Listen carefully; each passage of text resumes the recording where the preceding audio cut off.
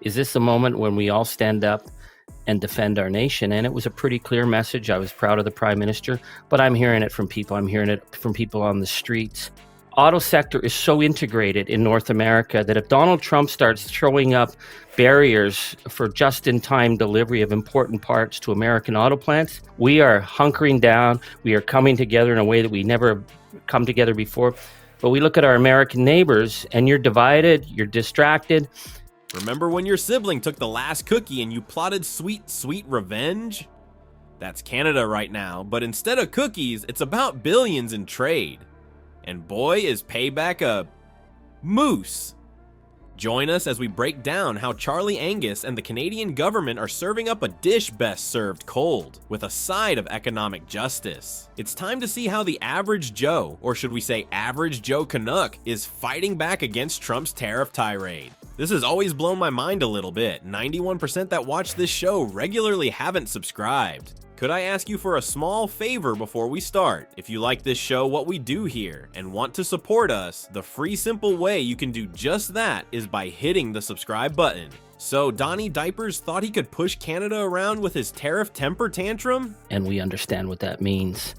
Last night, our Prime Minister spoke to the Canadian people, and on Saturday nights in Canada, people are out at the bars, they're watching the hockey game, but people were watching their screens last night because they wanted to get the message.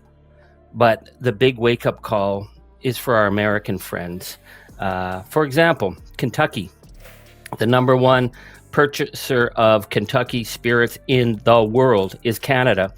Auto sector is so integrated in North America that if Donald Trump starts throwing up barriers for just-in-time delivery of important parts to American auto plants, well, he's about to get a maple-flavored reality check that'll make his comb-over stand on end. Our neighbors to the north aren't just mad, they're plotting revenge sweeter than Tim Hortons' finest. Let's break it down for the folks at home. Trump slapped a 25% tariff on Canadian imports, claiming it was part of his drug war to stop fentanyl. Yeah, right. And I'm the Queen of England. This flimsy excuse is about as solid as Trump's business ethics, which is to say, not at all. But here's where it gets juicy. Canada isn't just rolling over and playing dead. Nope, they're fighting back harder than a hockey player in the penalty box. And leading the charge, none other than Charlie Angus, a Canadian MP who's got more fire in his belly than a moose during mating season. Angus didn't mince words when he said, "Canadians know how to stand together when faced with a bully." Ouch. Looks like someone's been taking lessons from the Trailer Park Boys on how to deliver a sick burn. And it's not just politicians getting in on the action. From pop stars to plumbers, Canadians are united in giving Trump the cold shoulder. They're boycotting American products faster than you can say poutine. Is this a moment when we all stand up and defend our nation? And it was a pretty clear message. I was proud of the Prime Minister, but I'm hearing it from people. I'm hearing it from people on the streets. The auto sector, communities like Bowling Green, Arlington, Lansing, Toledo, your plants are going to go down in a week. I'm not bragging, I'm not boasting, I'm not threatening. The assembly lines start to come down very quickly. And the big difference here is that Canadians know what's coming. We're expecting that we're in the fight for our lives. It's like the entire country decided to ghost the US all at once. But wait, there's more. Ontario's Premier Doug Ford, no relation to the crack-smoking mayor, in case you were wondering, is bringing out the big guns. He's banned US companies from bidding on government contracts. That's right, Grumpy Trumpy. Canada's not doing business with folks hell-bent on destroying our economy. Shots fired. And if you think that's harsh, hold on to your toupees. The Liquor Control Board of Ontario, which buys more booze than a frat house during spring break, is pulling American alcohol off its shelves. We're talking nearly $1 billion worth of wine, beer, and spirits. Looks like it's time for Americans to develop a taste for Canadian whiskey, eh? But the real kicker? Canada's slapping back with $155 billion worth of tariffs. That's not just a slap, that's a full-on economic beatdown.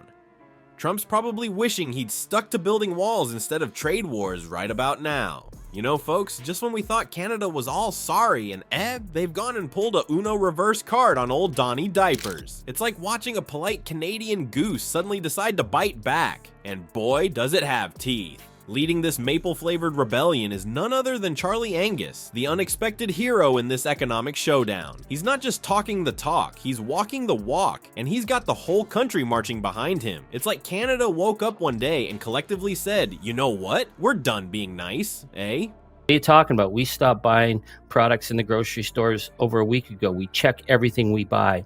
So here's how it's going to go down. This is going to be very rough. We are hunkering down. We are coming together in a way that we never come together before. But we look at our American neighbors, and you're divided, you're distracted, and all our provinces have just pulled it off the shelves. So that's the first hit that we push back. And you don't see the punch that's coming, and that counter punch that's going to come from Canada is going to hurt heavily. We know it's going to hurt us, but we have no choice because Donald Trump says this is about the future of our nation, so we will take the body blows. But here's where it gets juicy. Canada's not just slapping tariffs on American goods, they're getting creative with their comeback. It's like they've been taking notes from a hockey playbook. Hit 'em where it hurts. Take Ontario, for example. They just canceled a $100 million contract with Elon Musk's Starlink. That's right, they told the space boy to take his satellites and shove them. Ontario's Premier Doug Ford didn't mince words either. He said, Ontario won't do business with people hell-bent on destroying our economy. Ouch, looks like Musk's going to need some of that Canadian healthcare for that burn. And it doesn't stop there. Remember how Trump loves his Kentucky bourbon? Well, tough luck, buddy. The Liquor Control Board of Ontario, which sells nearly $1 billion worth of American alcohol annually, is giving US booze the boot. They're pulling American brands faster than Trump pulls facts out of his, well, you know where. But the real kicker? Canadians are going full-on patriotic with a Buy Canadian movement. Angus mentioned that people are checking labels to make sure they're not buying American goods. He said, people were coming up to me and we check everything we buy. It's like a nationwide game of where's Waldo, but instead it's where's the maple leaves. Now you might be thinking, so what? How much damage can a bunch of polite Canadians really do? Well, hold on to your toupees, folks. Ford dropped a bombshell saying US-based businesses would lose out on tens of billions of dollars in new revenues due to Ontario's ban on American companies bidding on government contracts. He even added, they only have President Trump to blame. Ouch, that's gotta hurt more than a hockey puck to the face. Well, folks, it looks like Trump's tariff tirade has backfired bigger than his hair on a windy day. Instead of bringing Canada to its knees, he's united our northern neighbors faster than you can say poutine. And the best part? This whole mess might end up hurting US businesses more than helping them. Joe Brusuelas, some fancy economist, warns that if this trade tiff keeps going, the US economy could take a nosedive. Turns out, bullying your best trading buddy isn't such a smart move after all. Who knew? The lesson here, don't mess with the nice guys. They might just serve you a slice of humble pie, eh? As for Trump, maybe it's time to trade in that art of the deal for diplomacy for dummies. Or better yet, how not to piss off your neighbors 101.